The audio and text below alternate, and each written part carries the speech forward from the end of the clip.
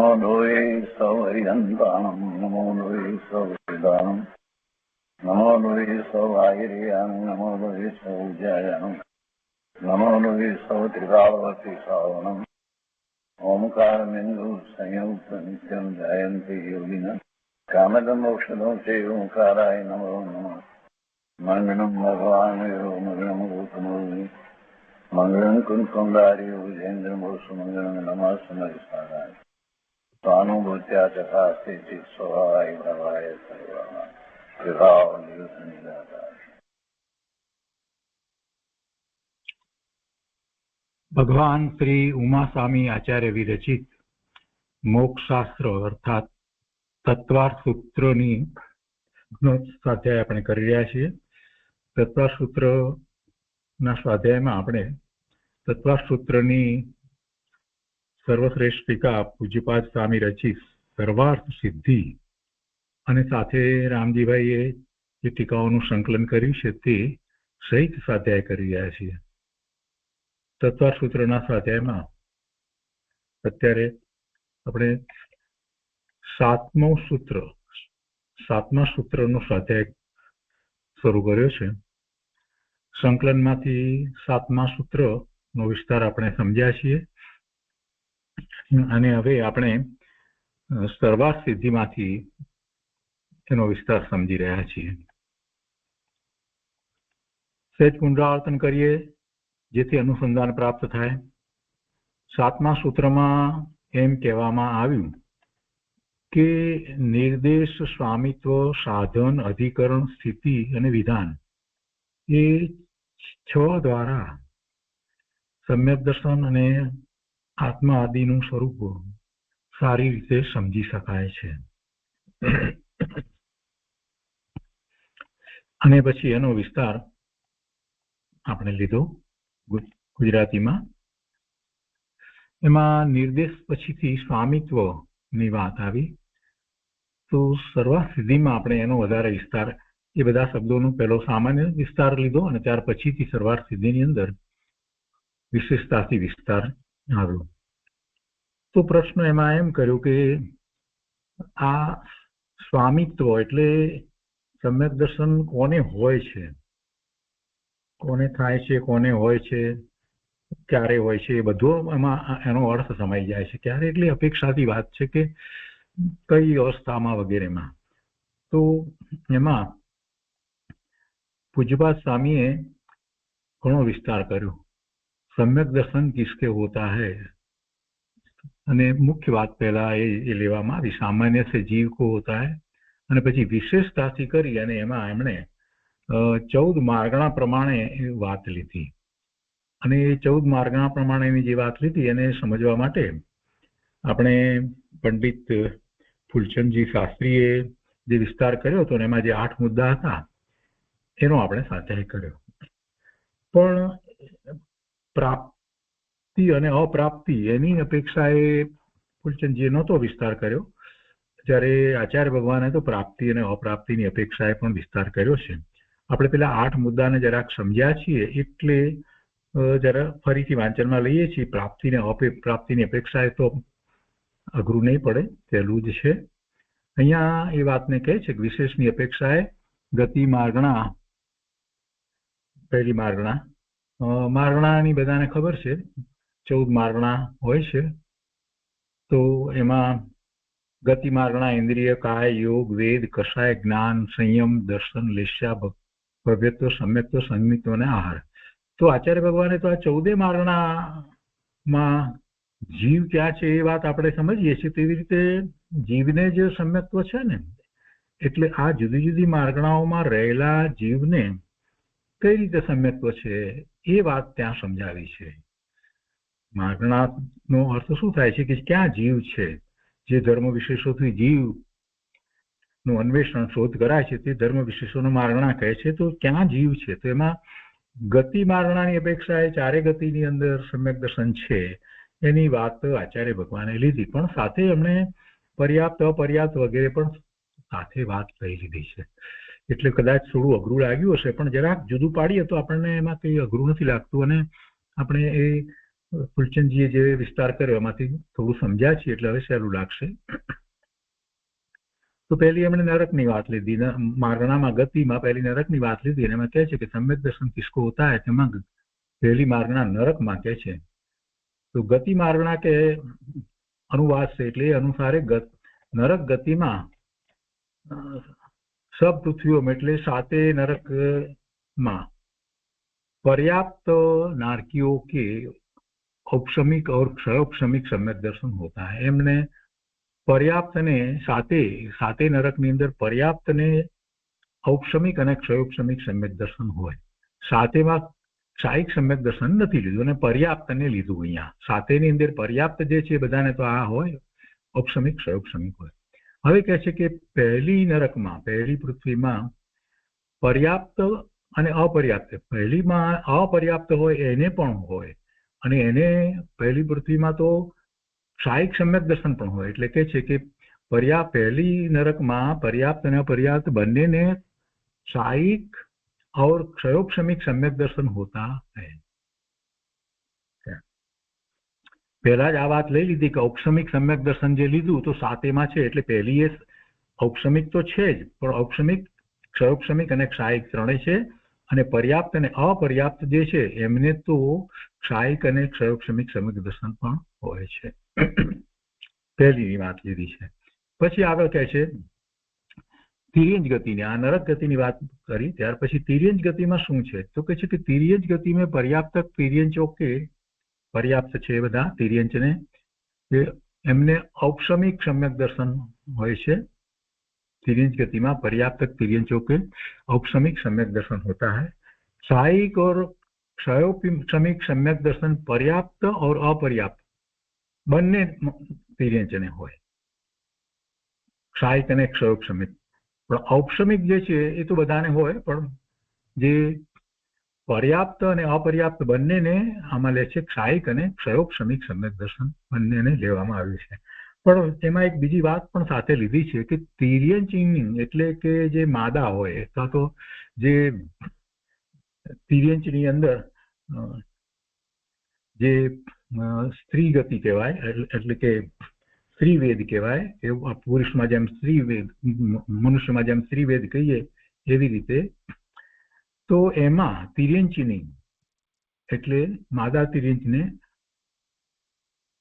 એને ક્ષાયિક સમ્યક દર્શન ન હોય. કોઈ પણમાં જે સ્ત્રીવેદ જે છે એ દેવમાં હોય કે નારકીમાં હોય કે તિર્યંચમાં હોય, એમાં સ્ત્રી પર્યાય જે કહેવામાં આવે છે એમાં એને ક્ષાયિક સમ્યક દર્શન ન હોય. મનુષ્યમાં સ્ત્રી પર્યાયમાં ક્ષાયિક સમ્યક દર્શન હોય, પણ એ સિવાય જે ત્રણ ગતિની અંદર જે એની સ્ત્રી પર્યાય છે તે એટલે કે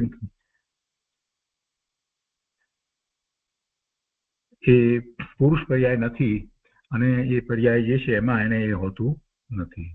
ક્ષાયિક સમ્યક દર્શન સ્ત્રી પર્યાયમાં હોતું નથી. હવે નરકની અંદર તો એમાં તો નપુસંગ પર્યાય, નપુસંગ જ હોય છે બધા. અહીંયા આગળ કહે છે કે तिर्यंचनी के क्षायिक सम्यक दर्शन नहीं होता है. औपशमिक और क्षयोपशमिक पर्याप्त तिर्यंचनी को होता है. એટલે એને ક્ષાયિક ન હોય પણ ક્ષયોપશમ અને ઔપશમિક હોય.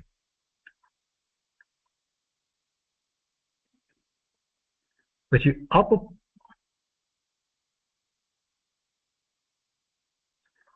અપર્યાપ્ત તિર્યંચની કે નહીં, એટલે પર્યાપ્તને હોય અને એમાં અપર્યાપ્તને નથી હોતું. પાછું એ વાત સાથે એમાં લીધી છે, અપર્યાપ્તને નથી હોતું. હવે मनुष्य गति में क्षायिक और क्षयोपशमिक सम्यक दर्शन पर्याप्त और अपर्याप्त दोनों प्रकार के मनुष्य को होता है. क्षायिक सम्यक दर्शन मनुष्य गति में क्षायिक અને क्षयोपशमिक सम्यक दर्शन पर्याप्त અને અપર્યાપ્ત બંનેમાં હોય છે. પણ औपशमिक सम्यक दर्शन માટે કહે છે કે औपशमिक सम्यक दर्शन पर्याप्त मनुष्य को ही होता है, अपर्याप्त ने औपशमिक सम्यक दर्शन होતું નથી. વળી બીજી વાત પણ લીધી છે સ્ત્રીને માટે પણ કહે છે કે મનુષ્યની કો એટલે કે સ્ત્રીને ત્રણેય સમ્યક દર્શન હોય છે. આ એક જ ગતિ એવી છે કે જે સ્ત્રી પર્યાય હોય તો પણ एमा क्षायिक सम्यक दर्शन हो। मनुष्यनी को तीनों ही सम्यक दर्शन होते हैं, किंतु ये पर्याप्तक मनुष्यनी के ही होते हैं, अपर्याप्तक मनुष्यनी के नहीं।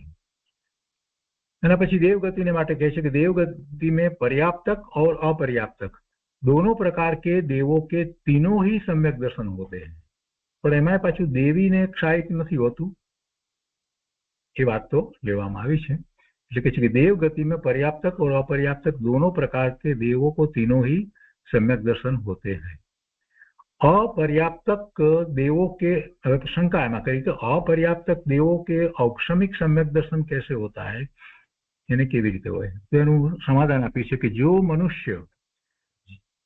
જે મનુષ્ય ચારિત્ર મોહનીયના ઉપસ્તમ કરીને, ચારિત્ર મોહનીય કરની પ્રકૃતિ એનો ઉપસમ કરી અને ઉપસમ શ્રેણી જે ચડે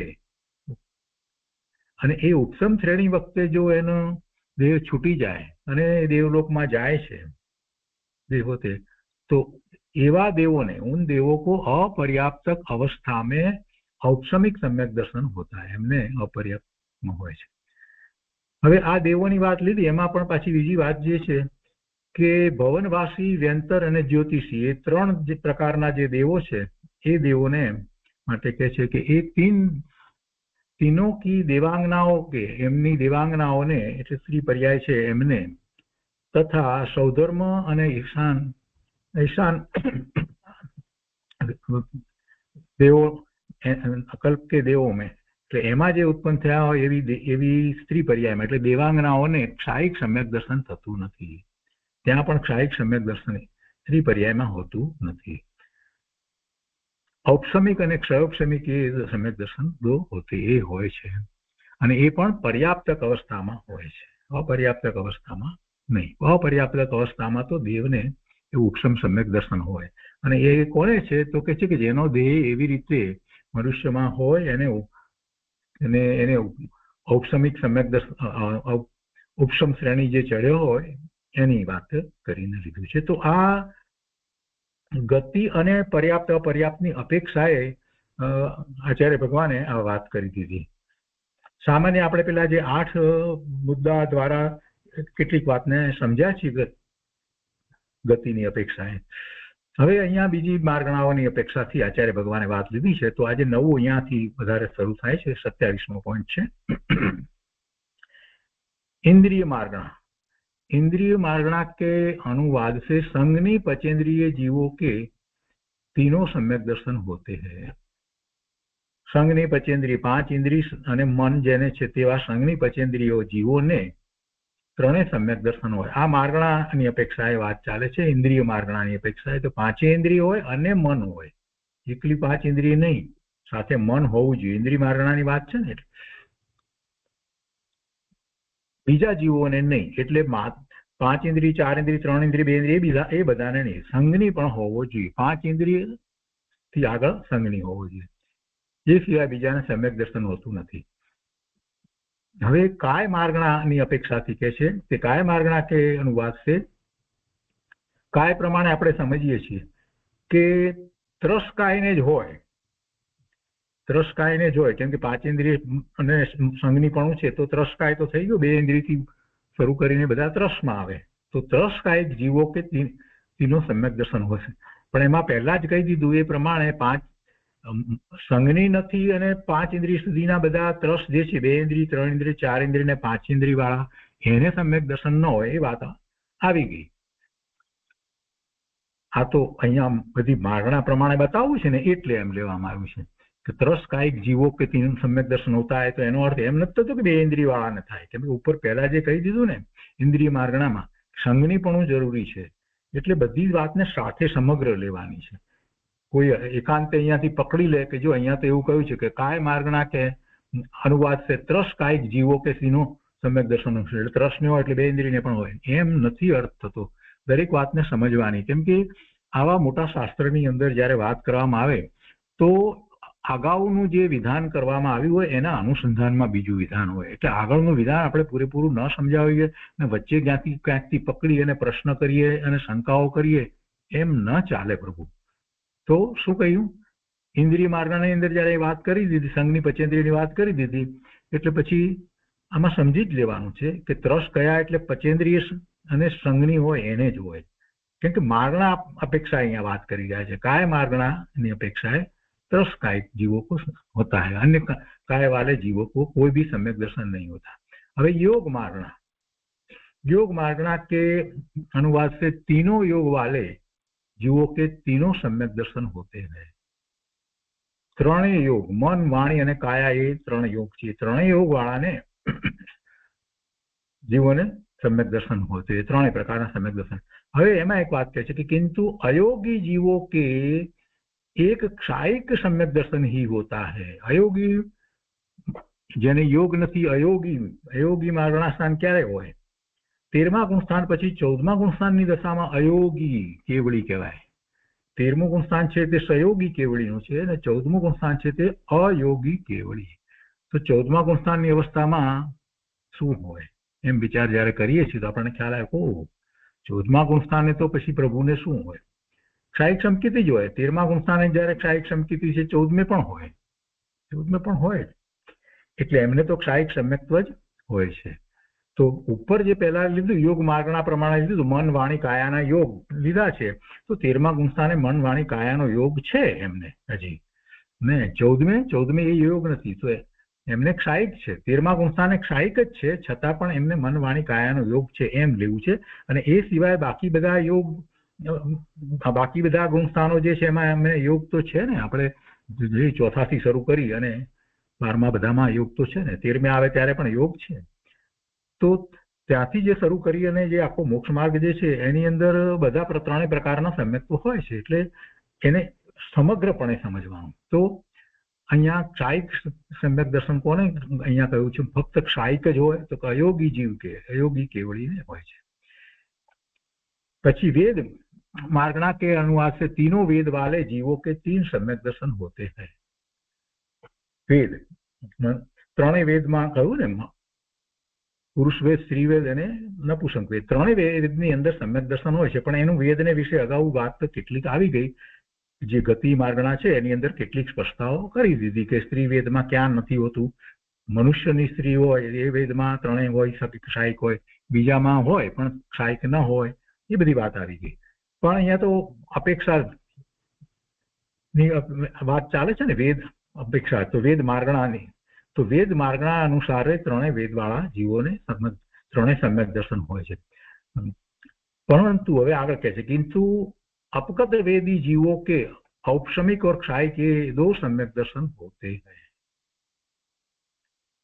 જેને વેદ થી ઉપર થઈ ગયા છે એવી જેની દશા થઈ છે એને अपगत वेदी जीवोને औपशमिक અને ક્ષાયિક સમ્યક દર્શન હોય છે. હવે कषाय मार्गणाने માટે કહે છે કે कषाय मार्गणा के अनुवाद से चारों कषाय वाले जीवों के तीनों ही सम्यक दर्शन होते हैं. कषाय નું કારણ શું છે? ચારિત્ર મોહની કર્મની પ્રકૃતિના ઉદયો છે. એટલે ચોથા ગુણસ્થાને અનંતાનું બંધી ગયું છે, પણ બાકી કષાયની ચોકડી પડી છે.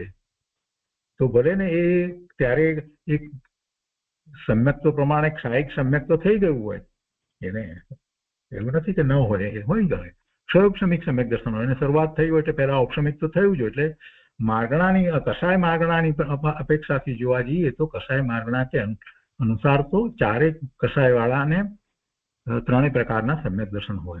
परंतु अहींया कहे छे किंतु कषाय रहित तो 12मा गुणस्थाने थाय ने. 10मा गुणस्थाने चारित्र मोहनी कर्मनी छेल्ली प्रकृति जे छे, लोभनी प्रकृति, एनो पण क्षय थई जाय. पछी 12मे आवे त्यारे तो क्षीण कषाय छे. 12मा गुणस्थाननुं नाम ज क्षीण कषाय छे. એટલે કષાય રહિત તો 12મે ગુણસ્થાન થાય. એટલે કે છે કિંતુ કષાય રહિત જીવો કે કષાય રહિત જીવોને શું હોય? તો औपशमिक और क्षायिक ये 2 सम्यक दर्शन होते हैं. એમાં औपशमिक જે કહેવામાં આવ્યું છે, औपशमिक તો જે શ્રેણી ચડીને આવ્યા છે, તો દ્વિતીય औपशमिक જ એમાં સમજવાનું હોય છે. પેલું એમાં કઈ શરૂઆત નથી થતી. એટલે દ્વિતીય औपशमिक सम्यक दर्शन જે શ્રેણી ચડે છે અને થયું છે તે શ્રેણી ચડે છે 10મા ગુણસ્થાનથી આગળ જ્યારે જાય છે તો કષાય રહિત દશા હોય છે, ત્યારે એને એ અપેક્ષાથી એને औपशमिक કહેવામાં આવ્યું છે. પણ એ દ્વિતીય औपशमिक છે. દ્વિતીય औपशमिक અને ક્ષાયિક બે સમ્યક દર્શન હોય છે.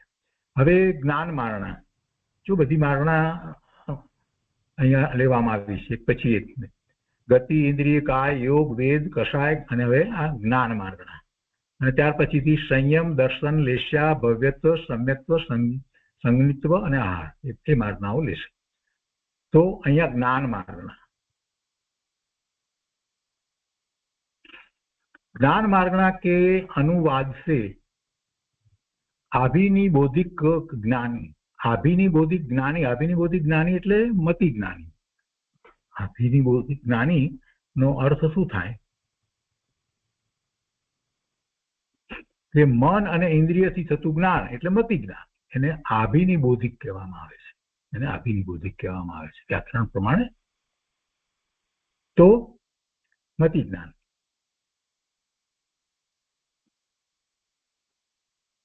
આभिनी બૌદ્ધિક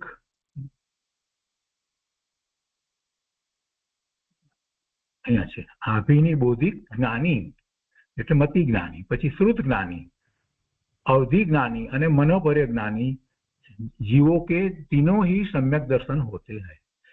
किंतु એમને ત્રણ सम्यक दर्शन બધાને લીધા છે, મતિ, શ્રુત, અવધિ અને मनोपर्य ज्ञानी ને. केवल ज्ञानની વાત નથી, ચારેને બરાબર છે. किंतु केवल ज्ञानी जीवों के एक क्षायिक सम्यक दर्शन ही होता है.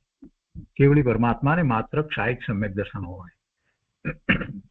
હવે संयम मार्गना प्रमाणे, संयम मार्गना के अनुवाद से सामायिक और छेदोपस्थापना संयत जीवों के तीनों सम्यक दर्शन होते हैं. संयम मार्गना ने જરાક યાદ કરી લઈએ ફરીથી. ચારિત્ર છે, સંયમ માર્ગણાની વાત કરી એટલે ચારિત્ર. 5 પ્રકારના ચારિત્ર કહેવામાં આવે છે ને, સામાયિક, છેદોપસ્થાપના, પરિહાર વિશુદ્ધિ, સૂક્ષ્મ સાંપ્રાય અને યથાખ્યાત ચારિત્ર. એટલે સામાયિક જે ચારિત્ર કહેવાય એ 6 થી 9મા ગુણસ્થાન સુધી હોય, છેદોપસ્થાપના પણ 6 થી 9મા ગુણસ્થાન સુધી હોય અને પરિહાર વિશુદ્ધિ 6 થી 7મા ગુણસ્થાનમાં હોય છે. પછી સૂક્ષ્મ સાંપ્રાય એટલે 10મું ગુણસ્થાન છે, એનું નામે 10મું ગુણસ્થાન છે. સૂક્ષ્મ સાંપ્રાય છે ચારિત્ર 10મા ગુણસ્થાન. યથાખ્યાત ચારિત્ર 11મા ને 11મા, 12મા, 13મા, 14મા ગુણસ્થાનમાં હોય. ત્યાં યથાખ્યાત ચારિત્ર હોય છે. 11મા ગુણસ્થાને જે યથાખ્યાત ચારિત્ર હોય એમાંથી તો પાછું પડવું થાય છે, પણ પછી 12માથી ઉપર બધે 12મું, 13મું, 14મું બધે યથાખ્યાત ચારિત્ર હોય છે. તો આ ચારિત્ર છે અને એ ચારિત્રની વાત કરે છે. હવે અહીંયા એ ચારિત્રની વાત કરે છે. સામાયિક, છેદોપસ્થાપના, પરિહાર વિશુદ્ધિ.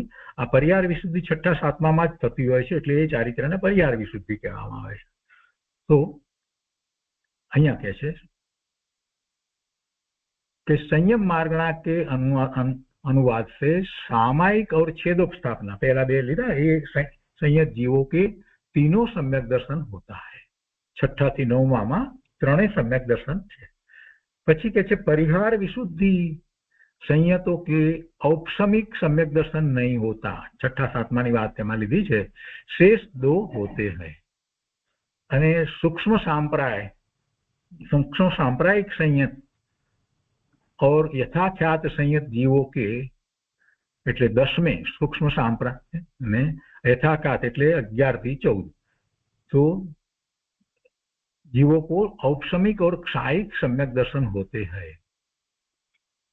ત્યાં પછી क्षयोपसमिक सम्यक दर्शन નથી કરવું.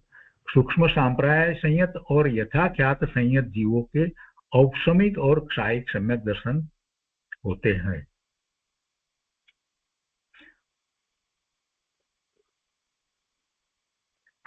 હવે આગળ કહે છે કે संयत, असंयत और असंयत जीवों के तीनों सम्यक दर्शन होते हैं.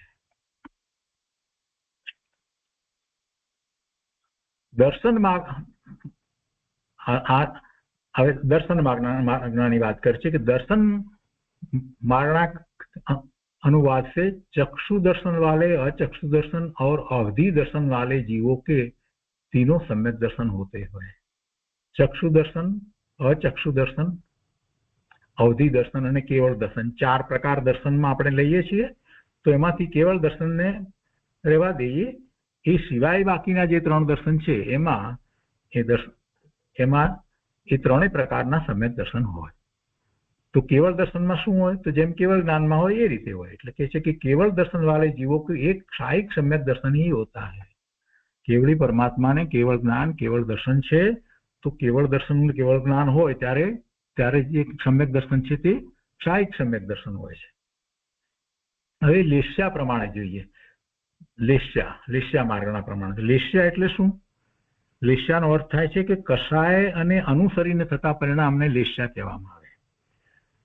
આપણે ક્રોધ માન માયા લોભ વગેરે જે કષાય લઈએ છીએ તો કષાય અનુરંજિત પરિણામને લેસ્યા કહેવામાં આવે। અને એ લેસ્યાના 6 પ્રકાર હોય છે। લેસ્યાના 6 પ્રકાર હોય છે।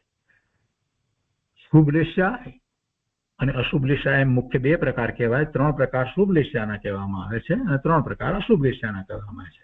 શુક્લ લેસ્યા, પદ્મ લેસ્યા અને પિત્ત લેસ્યા એ 3 જે છે તે શુભ લેસ્યા કહેવામાં આવે। અને એનાથી પછી નીચે જે તો એ બધી 3 જે છે તે અશુભ લેસ્યા કહેવામાં આવે।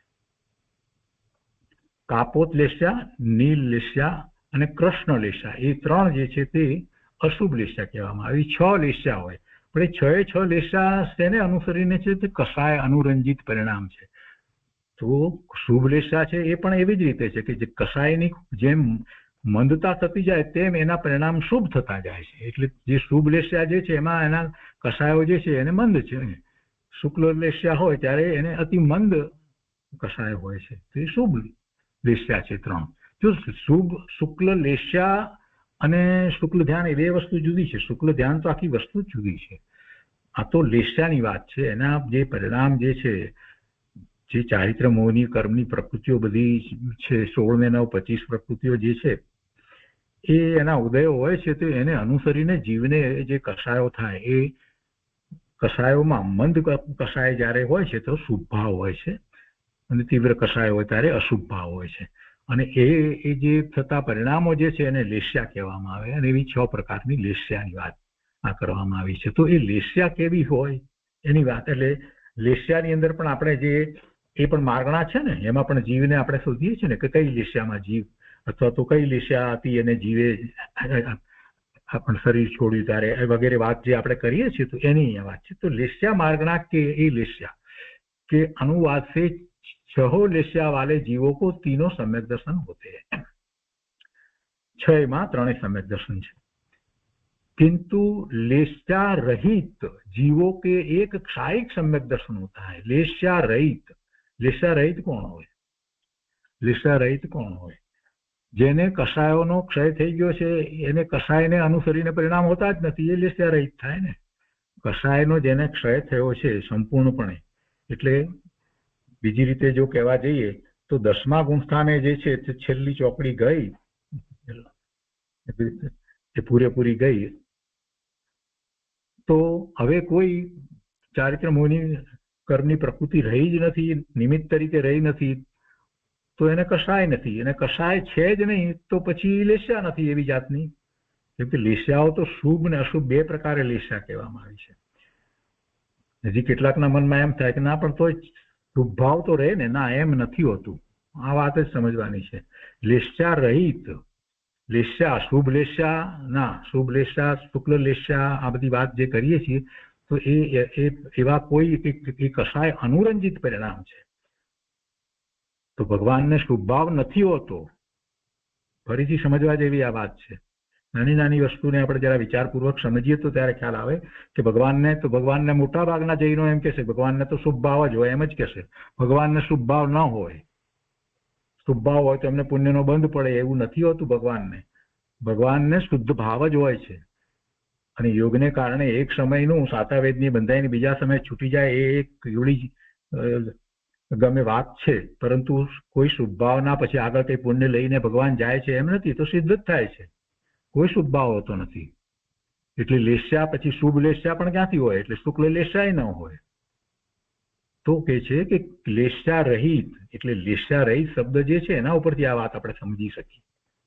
विचार करिए तो ख्याल आए। तो अँ कहे किंतु लेस्या रहित जीवों के एक क्षायिक सम्यक दर्शन ही होता है। तो क्षायिक सम्यक दर्शन है 13मा गुणस्थान 14मा गुणस्थान सिद्ध भगवान ने पण क्षायिक सम्यक दर्शन है। ये तो क्षायिक भाव है। 13मा गुणस्थाने तो 9 प्रकारना क्षायिक भाव है।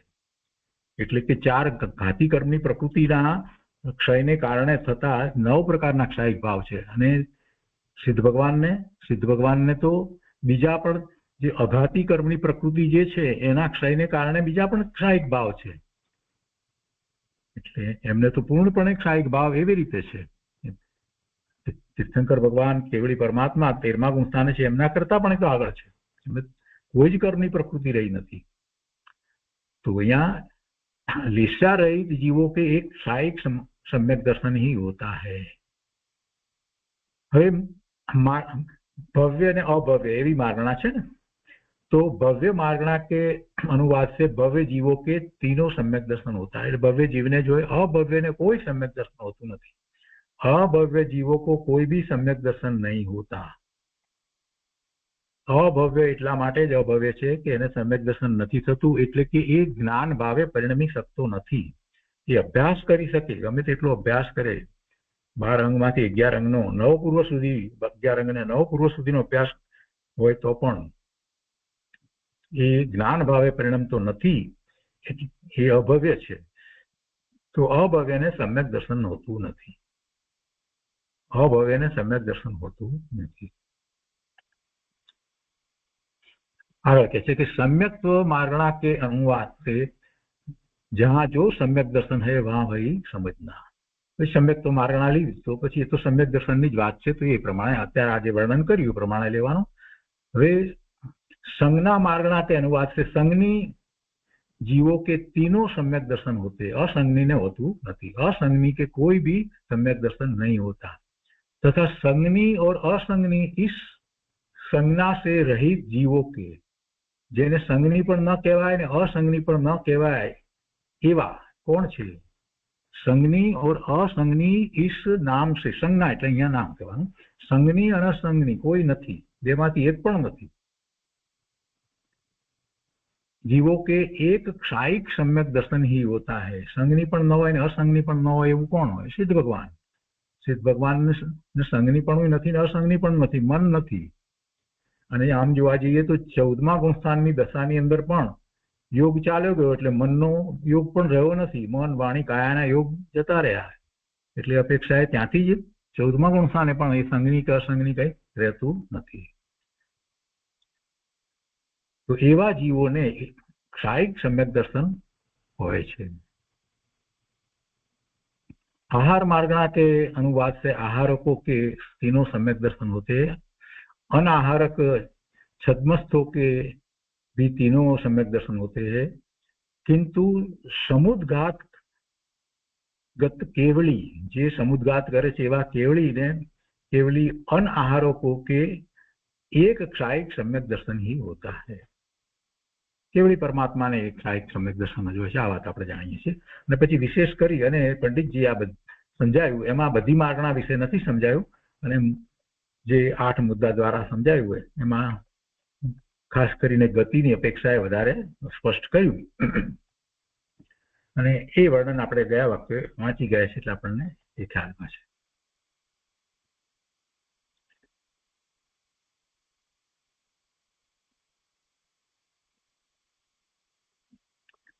या मनुष्य गति और तिर्यंज गति के नपुंसक वेदियों में नहीं उत्पन्न होता है. एक क्या उत्पन्न न થાય એની એક વાત લીધી છે અહીંયા, થોડીક અહીંયા हमने વધારામાં લીધી છે. क्षायिक सम्यक दृष्टि और कृत्य वेदक सम्यक दृष्टि जीव મરીને નપુંસક વેદીઓમાં ઉત્પન્ન થતો નથી. એ વાત આપણે જાણીએ છીએ. કોઈ પણ सम्यक દર્શન થયા પછીથી એને આયુષનો બંધ પડ્યો હોય તો પછી એ કઈ કઈ ગતિમાં જાય એના સંબંધી આપણે જાણીએ છીએ કે એ ક્યારેય એને સ્ત્રીવેદ પણ હોતો નથી. અને મનુષ્ય કે તિર્યંચમાંથી જે સમ્યક દ્રષ્ટિ છે એ સમ્યક દ્રષ્ટિ અને પછીથી આયુષનો બંધ પડ્યો તો એની ગતિ શું થાય? તો દેવગતિ જ થાય. અને નરકમાં હોય ત્યાં સમ્યક દર્શન થયું હોય કે દેવગતિમાં સમ્યક દર્શન થયું હોય અને ત્યાર પછીથી એને આયુષનો બંધ પડે તો ક્યાં જાય? તો કે મનુષ્ય ગતિમાં જ જાય. પણ પહેલેથી જો કોઈ મનુષ્ય હોય અને એને પહેલેથી મનુષ્યનું આયુષ બંધાઈ ગયું હોય કે તિર્યંચ હોય, તિર્યંચનું આયુષ બંધાઈ ગયું હોય, એવી જ રીતે તિર્યંચ હોય એને પણ એવી રીતે મનુષ્ય કે તિર્યંચનું આયુષ બંધાઈ ગયું હોય અને પછી સમ્યક દર્શન થાય તો એ ભોગ ભૂમિમાં જાય. કેમ કે એ આયુષ્ય જે બંધાઈ ગયા છે તે મનુષ્ય કે તિર્યંચના, તો એવા મનુષ્ય કે તિર્યંચના આયુષ્ય એ સમ્યક દ્રષ્ટિ છે એટલે એને ભલે બંધાઈ ગયા, પણ એ ક્યાં જાય છે તો કે ભોગ ભૂમિમાં જાય છે. એ વાત પણ એમાં લેવામાં આવી છે. તો એ બધું આપણે ગઈ વખતે લીધું હતું. હવે એના પછી જે છે સાધનની વાત લેવામાં આવી છે.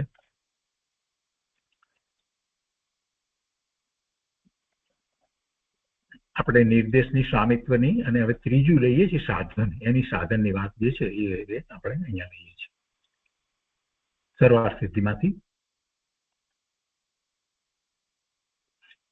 તો ત્યાં ગુજરાતીમાં સંકલનની અંદર સાધનને અભ્યંતર અને બાહ્યની વાત જે રીતે લીધી છે એ જરાક ફરીથી વાંચી લઈએ એટલે જરા સ્પષ્ટ થાય કે અહીંયા થોડુંક જુદી રીતે લીધું છે. એટલા માટે સાધનના બે ભેદ છે, અંતરંગ અને બાહ્ય, એમ ત્યાં સંકલનની અંદર લીધું. અને અંતરંગ સાધન તો પોતાના શુદ્ધ આત્માના ત્રિકાળી જ્ઞાયક ભાવ, પારિણામિક ભાવનો આશ્રય છે. આ જે વાત લીધી છે એ નિશ્ચય અપેક્ષાએ છે અને અધ્યાત્મ અપેક્ષાએ એ રીતે લેવામાં આવી છે. આગમ અપેક્ષાએ જરાક જુદી રીતે વાત હોય છે.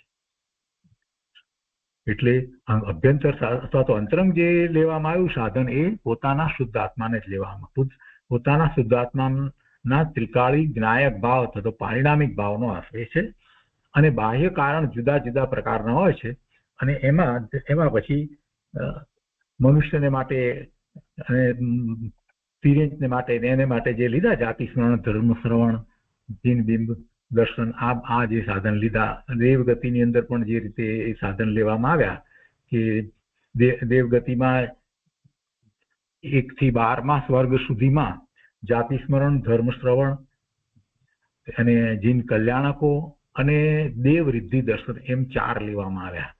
પણ પછી 12માંથી ઉપર 13મા, 14મા, 15મા, 16મા દેવલોકની અંદર દેવ રિદ્ધિ દર્શન છે એ નથી લીધું. એ ન હોય. જાતિ સ્મરણ, ધર્મ શ્રવણ અને કલ્યાણકોમાં જાય એને નિમિત્ત કારણ થાય. એ વાત આપણે સમજ્યા. અને 9મી ગ્રહિકમાં જાતિ સ્મરણ અગર ધર્મ શ્રવણ હોય છે. અને નરક ગતિમાં આપણે એ વાતને સારી રીતે સમજ્યા છીએ કે પહેલી નરકથી ત્રીજી નરક સુધી એને જાતિ શ્રવણ, ધર્મ શ્રવણ પણ હોય. ધર્મ શ્રવણ અને દુઃખનો અનુભવ એ પણ હોય છે. પણ એમાં ધર્મ શ્રવણ જે કહેવામાં આવ્યું એ અપેક્ષાથી કે 3 નરક સુધી કોઈ એના હિતેચ્છુ બીજા જે ભવના જે ભવમાંથી આવે એ ભવના કોઈ હિતેચ્છુ સંબંધી કે જે હોય એ આવી અને એને એવા દેવ થયા હોય તો એ આવી અને ધર્મ સંભળાવે. પણ એ દેવ જે છે તે ત્રીજી નરકથી નીચે જતા નથી. એટલે 4થી થી 7મી નરક સુધીના જીવો જે છે એને ધર્મ શ્રવણ હોતું નથી. એને નિમિત્ત કારણ જાતિ સ્મરણ અને દુઃખનો અનુભવ જ હોય છે. હવે આ આપણે ફરીથી યાદ કરી લીધું. એમાં પછી કેટલીક વાત એમણે ઉમેરી છે. ધર્મ શ્રવણ એટલે એ જ્ઞાની હોય એ ધર્મ શ્રવણ આપી શકે, એના દ્વારા ધર્મ શ્રવણ થવું જોઈએ. એ બધી વાત રામજીભાઈએ લીધી છે. હવે અહીંયા સર્વાર્થ સિદ્ધિની અંદર વાત લીધી છે.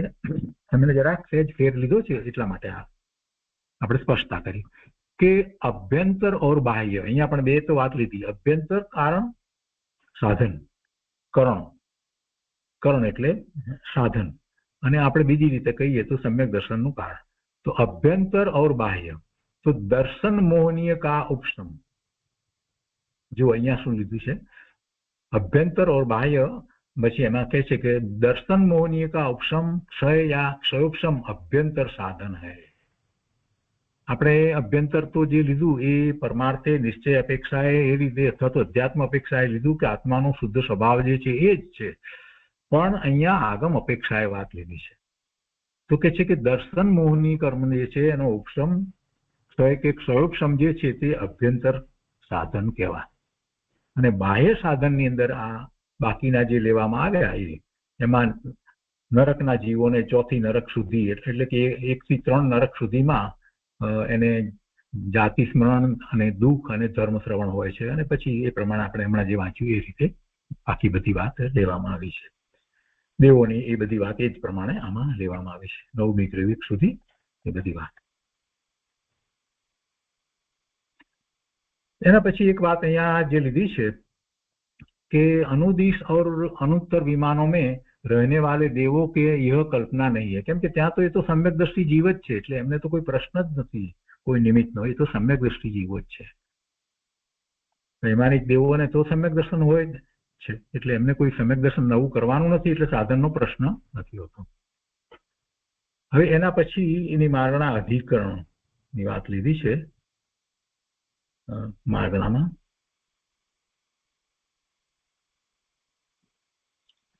દર્શન લેશ્યા ભવ્યત્વની વાત આવી, સમ્યક્તો સંમિતો આહાર એ બધી વાતો આવી ગઈ, એટલે માગણાઓ તો પૂરી થઈ ગઈ.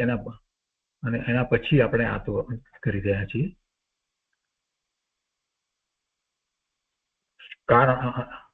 કરણ આપણે જે અહીંયા 6 લીધા ને એમાંની આ વાત ચાલી રહી છે કે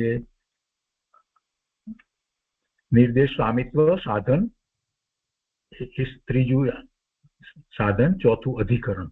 હવે અધિકરણની વાત અત્યારે ચાલી રહી છે. સ્વામિત્વમાં ઘણી વાત આવી અને સાધનની અંદર અભ્યંતર અને બહિરંગ એ બે રીતે વાત લીધી. અને અધિકરણ આધાર, કોનો આધાર, એ આધારની અંદર અહીંયા જે વાત લેવામાં આવી સંકલનની અંદર, એમાં સમ્યક દર્શનનું અભ્યંતર અધિકરણ આત્મા છે અને બાહ્ય અધિકરણ ત્રસ નાડી છે. તો આ વાત બરાબર છે. અહીંયા એ જે આપણે એમાંથી સમજ્યા છીએ એ હવે અહીંયા અધિકરણમાં લે છે कि अभ्यंतर और अधिकरण में अभ्यंतर और बाह्य, अभ्यंतर अधिकरण जिस सम्यक दर्शन का जो स्वामी है वही उसका अभ्यंतर का अधिकरण है, ये आत्मा जी अभ्यंतर है. एमा ये बात ए रीते लीधी है. यद्यपि संबंध में षष्ठी और पछी एक व्याकरण प्रमाण एमणे लीधुं छे, तो यद्यपि संबंध में षष्ठी और अधिकरण में सप्तमी विभक्ति होती है, फिर भी विवक्षा के अनुसार कारक की प्रवृत्ति होती है. अतः षष्ठी विभक्ति द्वारा पहले जो स्वामित्व का कथन किया है, छठी विभक्ति द्वारा कोण एनो स्वामी थाय एम करीने जे लीधुं छे एनी ए जग्याए ए स्थानमा सातमी विभक्ति लगाड़ी दઈએ तो अधिकरण ख्यालमां आवी जाय. ए वाते व्याकरण प्रमाण लीधुं छे. ठीक छे. ए पछीथी उत्पत्तिनी अहींया वात ले छे. विधान जे कह्युं छे ने, विधान सम्यक दर्शननुं विधान, પણ અહીંયા અધિકરણ પછી સ્થિતિની વાત છે પાંચમી, એ વાત પહેલા આવવી જોઈએ. અને સ્થિતિ કેટલા વખતની છે એમાં તે જે છે ત્રણેય પ્રકારના સમ્યક દર્શનની નાનામાં નાની સ્થિતિ અંતર્મુહૂર્ત છે ત્રણેયમાં. એટલે ઔપસમિક, ક્ષયોપસમિક ને ક્ષાયિક, ત્રણેયની ઓછામાં ઓછી તો દરેકમાં અંતર્મુહૂર્ત જ લઈ લીધી છે. પણ ઔપસમિક જે છે એની ઉત્કૃષ્ટ સ્થિતિ પણ અંતર્મુહૂર્ત જ હોય. ઔપસમિક સમ્યક દર્શન વધારે વખત રહે જ નહીં. ઔપસમિક સમ્યક દર્શન અંતર્મુહૂર્તથી વધારે રહે જ નહીં. પછી એક ક્ષયોપસમિક થાય છે, તો ક્ષાયિક થાય છે. હવે એમાં પછી ક્ષયોપસમિક સમ્યક દર્શનની ઉત્કૃષ્ટ સ્થિતિ જે છે તે 66 સાગરોપમની છે એ વાત. અને ક્ષાયિક સમ્યક દર્શનની સ્થિતિ જે છે એ સાદી અનંત છે.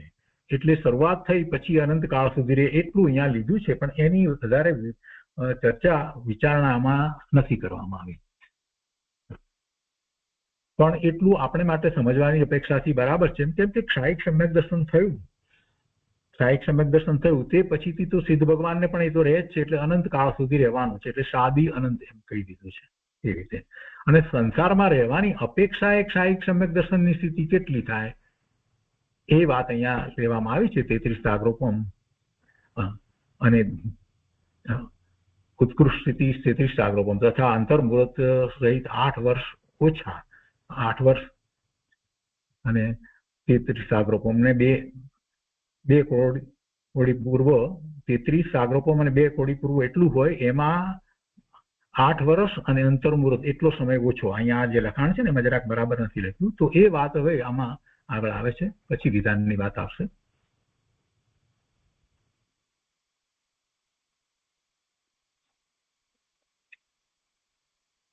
અધિકરણમાં વાત આવી ગઈ, સરસ નાડીની વાત આવી ગઈ બાહ્યમાં, અને અભ્યંતરમાં પોતાનો આત્મા એ વાત લીધી. હવે અહીંયા લે છે 30મું कि औपसमिक सम्यक दर्शन की जघन्य और उत्कृष्ट स्थिति एक अंतर्मूर्त है. क्षायिक सम्यक दर्शन की संसारी जीव के जघन्य स्थिति अंतर्मूर्त है. जघन्य स्थिति क्षायिक सम्यक दर्शननी संसारी जीवने ओछाમાં ઓછી સ્થિતિ અંતર્મુહૂર્ત છે અને ઉત્કૃષ્ટ સ્થિતિમાં તે છે કે 8 વર્ષ और अंतर्मुहूर्त એટલું ઓછું, શેમાં ઓછું?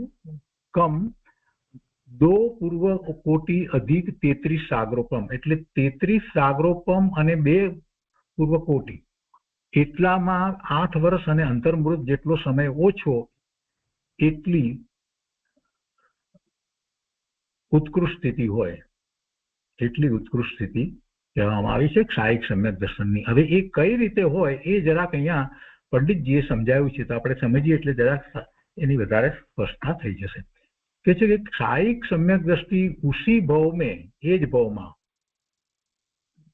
કે એ મોક્ષે જાય છે ને, તો એ क्षायिक सम्यक दृष्टि જે છે એની ઓછામાં ઓછી સ્થિતિ તો અંતર્મુહૂર્ત કહ્યું, જ્યારે અંતર્મુહૂર્ત ઓછામાં ઓછી સ્થિતિ જો क्षायिक सम्यक दर्शनની, તો सम्यक दर्शन થાય અને તરત જ પછી એ મોક્ષે જાય, કેવળી થઈ જાય અને ત્યાર પછી મોક્ષે જાય, પછી તો રહે જ નહીં,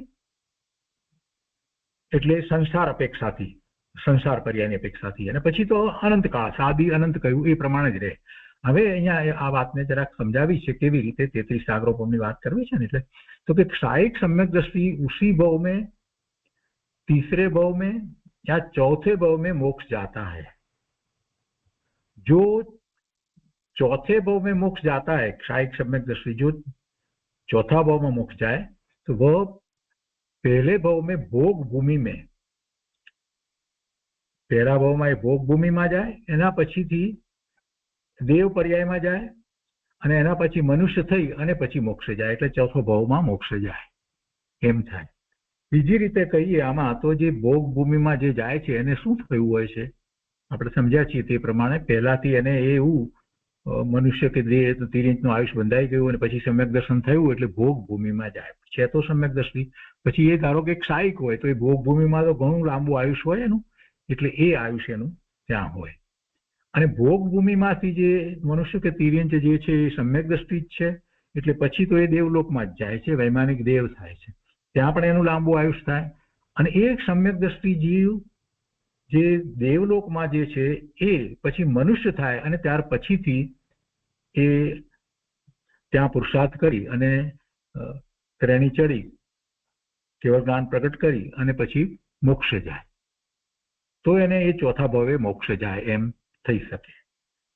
હવે ત્રીજા ભાવે મોક્ષે જાય એની જે વાત કરવામાં આવી છે એમાં તો એવી રીતે લેવામાં આવ્યું છે કે એને પહેલા સમ્યક દર્શન થયું હોય અને પછીથી એને આયુષ્ય બંધાયું હોય। ત્રીજા ભાવની અપેક્ષાથી લઈએ તો પહેલા સમ્યક દર્શન થયું હોય મનુષ્યના ભાવમાં, તિર્યંચના ભાવમાં, અને પછી એને જે પહેલા પછીથી આયુષ્ય બંધાય તો એ નિયમથી દેવલોકમાં જાય। એટલે કહે છે કે तीसरे भाव में मोक्ष जाता है वो पहला नरक माँ के देव पर्याय में जन्म लेकर और अंत में मनुष्य होकर मनुष्य जाता है। એટલે એ દેવલોકમાં જાય અને દેવલોકમાંથી એ પછી મનુષ્ય થઈ અને મોક્ષે જાય, અથવા તો એને કદાચ એવું નરકનું આયુષ્ય બંધાયું હોય તો એવો क्षायिक જે છે તે નરકમાં ગયો હોય તો નરકમાંથી તો પછી એ મનુષ્ય જ થાય। જેમ શ્રેણિક મહારાજાનો જીવ જે છે એ અત્યારે ભલે क्षायिक सम्यक दृष्टि જે છે એ નરકમાં છે પણ એ નરકમાંથી એ મનુષ્ય જ થાય। એટલે सम्यक दृष्टि जीव नरकમાં હોય ત્યાંથી કે દેવલોકમાં હોય ત્યાંથી એ મનુષ્ય જ થાય, એટલે ત્યારે એ પછી એ ભાવમાં પુરુષાર્થ કરી અને કેવળ જ્ઞાન કરીને મોક્ષે જાય। તો આમ 3 અને 4 ભાવની અંદર જે क्षायिक सम्यक दृष्टि મોક્ષે જાય એ અહીંયા પહેલા પંડિતજીએ સમજાવ્યું।